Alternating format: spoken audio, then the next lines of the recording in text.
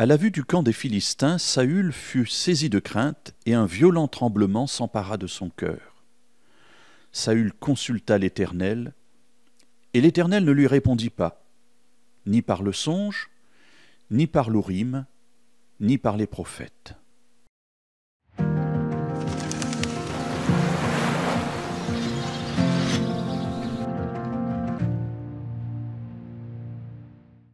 Nous avons vu hier que le roi Saül se trouve face à une guerre avec des ennemis plus nombreux, mieux armés. Bref, il a peur, et comme il a peur, il se tourne vers Dieu et il prie. Et on se dit, mais c'est bien, c'est très bien, il a fait ce qu'il fallait faire, c'est ce que je ferais moi aussi si je me trouvais dans des difficultés. Mais le récit que nous venons de lire dans le premier livre de Samuel, au chapitre 28, versets 5 et 6, nous dit que Dieu ne lui répond pas, et on cite 3 méthodes de réponse de Dieu.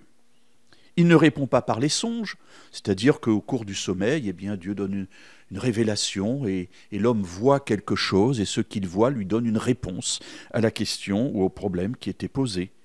L'Urim, c'est un moyen, on ne sait pas très exactement ce que c'est. Certains pensent que c'était des pierres qui se trouvaient sur le vêtement du grand prêtre et qui peut-être s'allumaient pour dire oui ou non.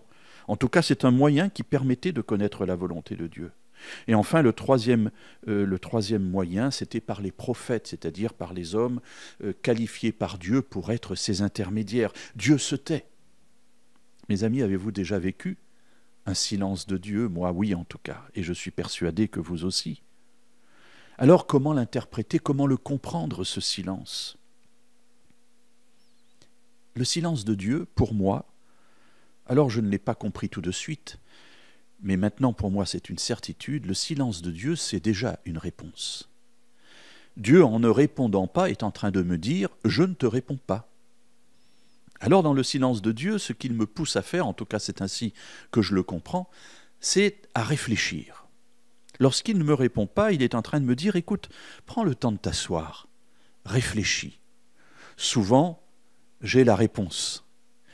Ou souvent je m'aperçois qu'à ce moment-là, je n'étais pas capable de percevoir la réponse de Dieu et qu'il me fallait un peu de temps, peut-être quelques jours, quelques semaines, quelques mois peut-être, pour comprendre la réponse de Dieu.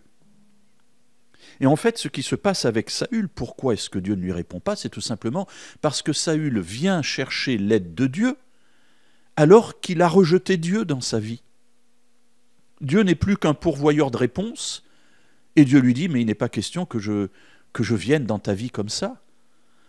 Je ne peux pas venir simplement pour répondre à tes questions quand tu m'appelles. » Donc Dieu ne lui répond pas. Et il lui dit en quelque sorte, il faut que tu réfléchisses à ta vie, Saül, et que tu changes. Alors peut-être est-ce déjà le premier sens du silence de Dieu dans ma vie, voir si effectivement Dieu est bien celui vers lequel je me trouve et que j'aime, et duquel je recevrai la réponse que j'attends.